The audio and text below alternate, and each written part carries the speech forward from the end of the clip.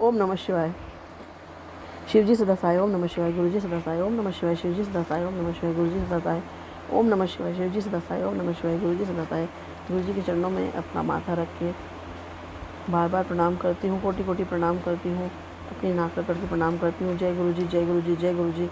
गुरुजी, अपने गुरु पापा को मैं शुक्राना करती हूँ कि गुरु पापा ने मुझ पर अपनी कृपा दृष्टि डाली और उनकी कृपा दृष्टि के कारण ही मेरे जीवन से अंधकार ख़त्म होकर के प्रकाश आया। और गुरु पापा ने अपनी कृपा दृष्टि से मुझे अच्छी हेल्थ वेल्थ और अच्छा जीवन बख्शा।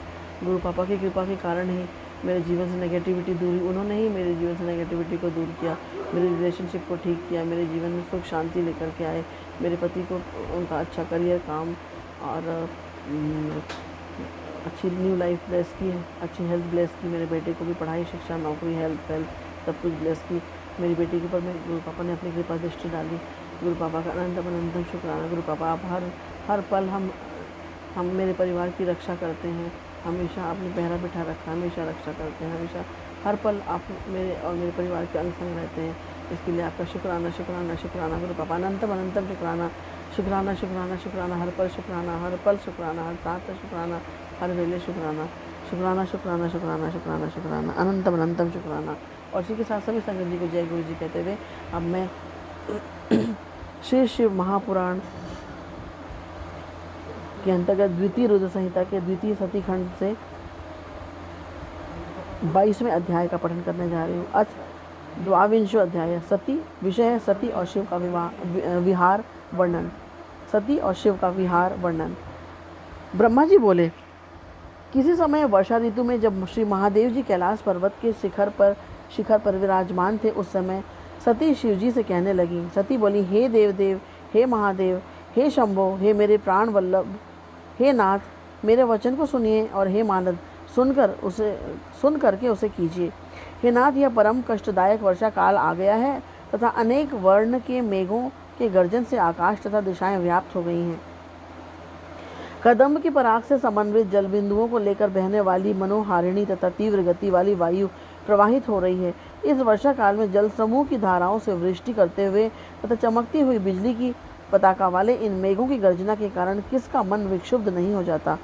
विरही जनों को दुखदायी कर देने वाला यह वर्षा काल महाभयानक है। इस समय आकाश के मेघाच्छन्न होने के कारण दिन में न तो सूर्य का दर्शन हो पा रहा है और न तो रात्रि में चंद्रमा ही दिखाई पड़ता है। इस काल में दिन भी रात्रि के समान ही प्रतीत हो रहा है। प्रचंड वायु के झोंकों के कारण मेघ शब्द करते हुए आकाश में कहीं भी स्थिर नहीं हो पा रहे हैं। हे शंकर, ये मेघ ऐसे प्रतीत हो रहे हैं जैसे अभी लोगों के सिर पर गिर जाएंगे।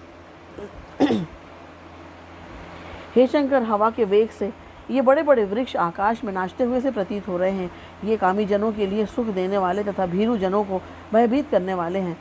काले तथा चिकने बादलों वाले आकाश के ऊपर उड़ती हुई बक पंक्ति यमुना नदी के ऊपर बहते हुए फेन जैसे प्रतीत हो रही है। ईश काली रात्रि में बादलों में छिपा हुआ यह चंद्रमंडल समुद्र में प्रदीप्त हुआ वडवाग्नि के समान प्रतीत हो रहा है। हे विरूपाक्ष, इस मंदराचल पर्वत शिखर के प्रांगण में भी वर्षाकालीन घासें उगाई हैं, फिर अन्य स्थानों की चर्चा ही क्या करूं। मंदराचल पर आश्रय ग्रहण करने वाले इन काले श्वेत तथा रक्त वर्ण के मेघों से यह विशाल हिमालय इस प्रकार प्रतीत हो रहा है जैसे पत्तों से पूर्ण दुग्ध का समुद्र हो। श्री शोभा सभी वृक्षों को त्याग कर केवल विषमता से किंशुक वृक्षों को शोभित कर रही है। जिस प्रकार महालक्ष्मी कलयुग में सज्जनों को त्याग कर सभी ऊंचे नीचे पुरुषों को प्राप्त होती हैं। मंदराचल पर्वत के शिखर पर वास करने वाले बादलों के शब्द से हर्षित होकर मोर वन में अपनी पीठ दिखाकर नृत्य कर रहे हैं। मेघों के लिए उत्सुक इन चातुकों की मधुर ध्वनि इस वर्षा काल में सुनाई पड़ रही है और पथिक गण तीव्र जल वर्षा के कारण रास्ते में होने वाली थकान को दूर कर रहे हैं। हे शंकर, मेरी देह पर मेघों द्वारा ओले गिराए जाने से उत्पन्न हुई इन दुर्नीति को देखिए, जो अपने अनुगामी मोर तथा चातकों पर भी उपल की वर्षा कर उन्हें ओलों से आच्छादित कर रहे हैं। हे गिरीश, मोर तथा सारंग भी अपने मित्र बादल से पराभव को प्राप्त कर दूर होने पर भी हर्षपूर्वक मानसरोवर को चले जा रहे हैं। हे सदाशिव, इस विषम परिस्थितियों में केवल आपको छोड़कर कौवा और चकोर पक्षी भी अपना घोंसला बना रहे हैं। अब आप ही बताइए, घर के बिना आप किस प्रकार शांति प्राप्त करेंगे?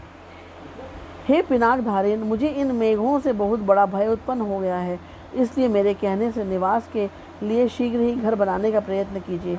हे वृषभध्वज, आप कैलाश पर्वत पर, हिमालय पर अथवा महाकोशी पर या पृथ्वी पर अपने योग्य निवास स्थान बनाइए।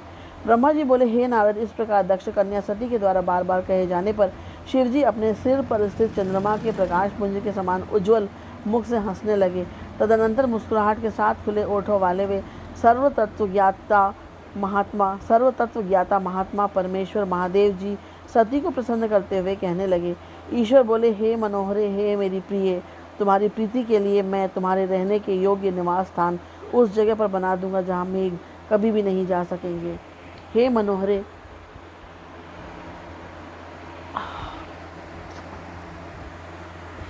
वर्षा काल में भी ये मेघ हिमालय पर्वत अर्थात मध्य भाग के नीचे ही घूमते रहते हैं।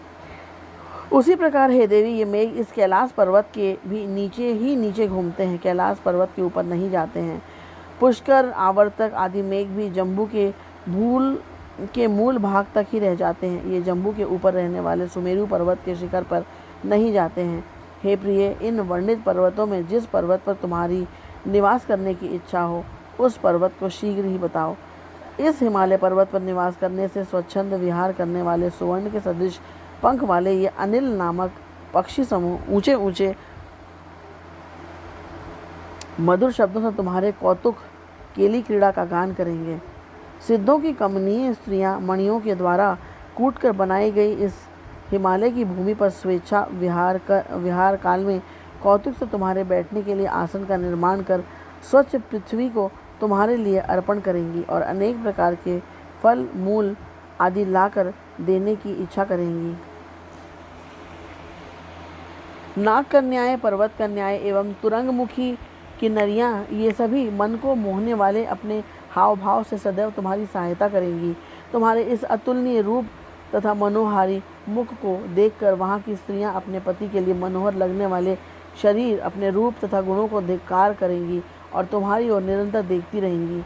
पर्वतराज हिमालय की पत्नी मेनका, जो अपने रूप तथा गुण से त्रिलोक में व्याप्त हैं, वे भी तुम्हारे मनोनुकूल ऐश्वर्य, आशीर्वाद तथा प्रार्थना से तुम्हें प्रसन्न करना चाहेंगी।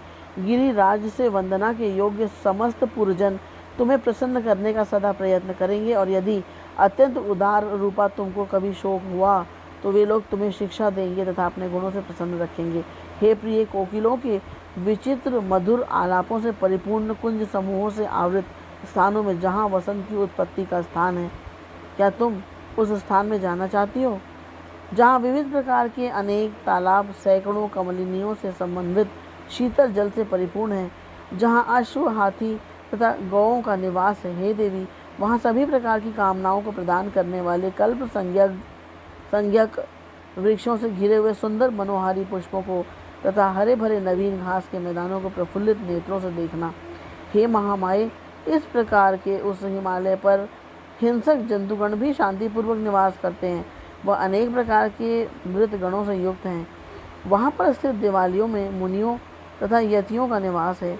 उस पर्वत के शिखर स्फटिक, सुवर्ण एवं चांदी से व्याप्त हैं। वह मांसादी सरोवरों से चारों ओर से सुशोभित है। वह सुवर्ण से बने हुए रत्नों के दंड वाले अधखिले कमलों से व्याप्त है। शिशुमार एवं असंख्य कच्छप एवं मकरों से वह मानसरोवर परिव्याप्त है। वह मनोहर नील कमलों तथा उत्पल कमलों से शोभित है। हे देवेशी, वह कमल पुष्पों से गिरते हुए सुगंधित कुमकुमों से व्याप्त है। गंधों से संबंधित स्वच्छ जलों से वह मानसरोवर पूर्ण है। मानसरोवर का तट हरे भरे ऊंचे एवं नीले घास वाले भूमि भाग से सुशोभित है। यहाँ के शाखोट के वृक्ष इस प्रकार प्रतीत हो रहे हैं जैसे अपनी शाखा को हिलाकर नृत्य कर रहे हों। अपनी इच्छा के अनुसार अनेक प्रकार के रूप धारण करने वाले देवताओं, सारसों एवं मतवाले चक्रवातों से मानसरोवर सुशोभित हो रहा है।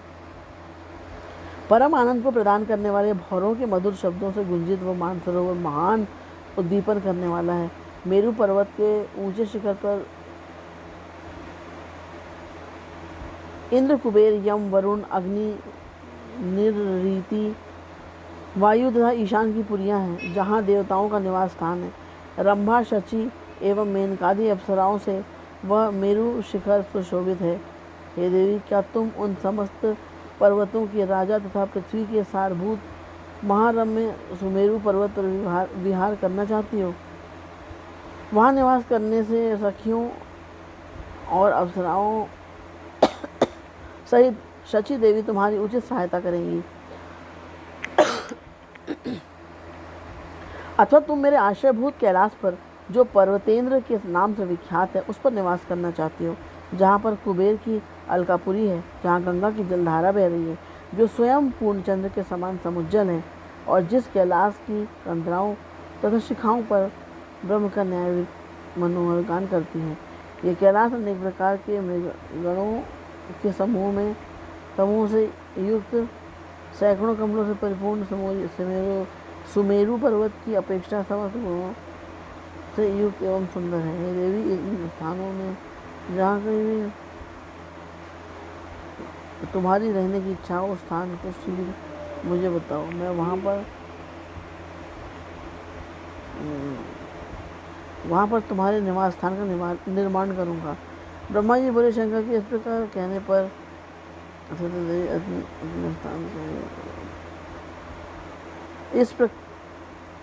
ब्रह्मा जी बोले, शंकर के इस प्रकार कहने पर सती देवी अपने निवासभूत स्थान का लक्षण इस प्रकार कहने लगी।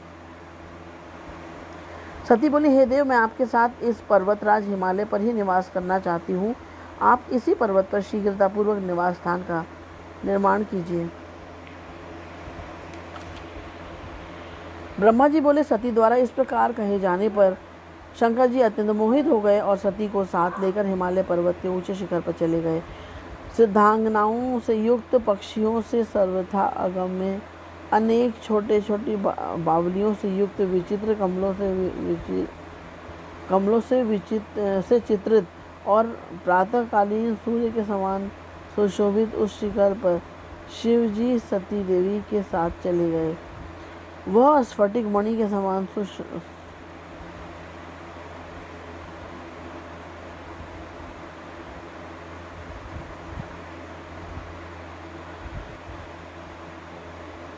ब्रह्मा जी बोले,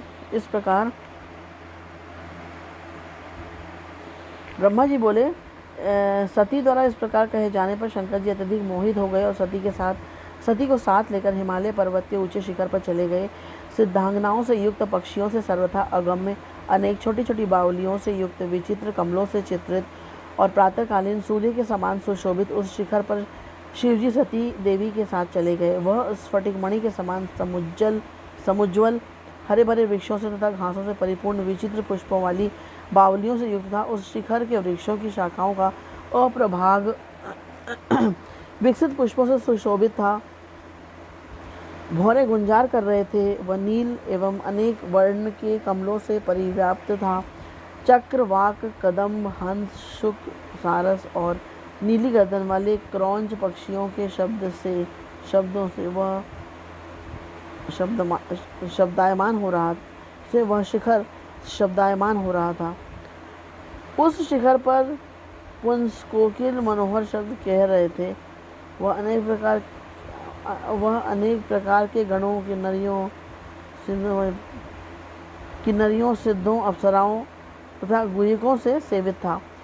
विद्याधरियाँ, देवियाँ तथा किन्नरियाँ वहाँ विहार कर रही थीं तथा पर्वतीय स्त्रियाँ एवं कन्याओं से वह युक्त था।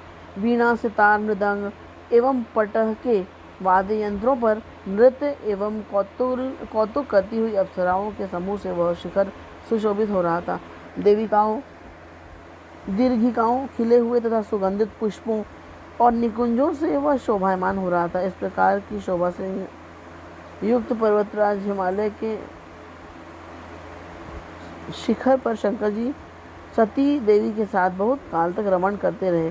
महादेव जी उस स्वर्ग के समान दिव्य स्थान में सती के साथ देवताओं के वर्ष के गणनानुसार द- 10,000 वर्ष तक प्रसन्नतापूर्वक विहार करते रहे। वे कभी उस स्थान को छोड़कर सती के साथ किसी दूसरे स्थान पर चले जाते थे और कभी देवी देवताओं से व्याप्त मेरु शिखर पर चले जाते थे। इस पृथ्वी तल के अनेक प्रकार के द्वीपों, उद्यानों एवं वनों में जाकर पुनः वहां आकर सती के साथ रमण करने लगते थे। शिवजी का मन यज्ञ, ब्रह्म तथा समाधि में नहीं लगता था। वे शंभु दिन रात मन से सती में ही प्रीति करते रहते थे। इसी प्रकार सती भी निरंतर महादेव जी के मुख का अवलोकन करती रहती थी और शिवजी भी सती के मुख को देखते रहते थे। इस प्रकार जब वे शिव तथा सती परंपरा के संयोग से इस प्रकार वे शिव तथा सती परस्पर के संयोग से स्नेह रूपी जल द्वारा अनुराग रूपी वृक्ष को सिंचित कर बढ़ाने लगे। इति श्री शिव महापुराणे द्वितीयायां रुद्र संहितायां द्वितीये सतीखंडे शिवा शिव विहार वर्णनम नाम 22वां अध्याय। इस प्रकार श्री शिव महापुराण के अंतर्गत द्वितीय रुद्र संहिता के द्वितीय सती खंड में शिवा शिव विहार वर्णन नामक 22वां अध्याय पूर्ण हुआ।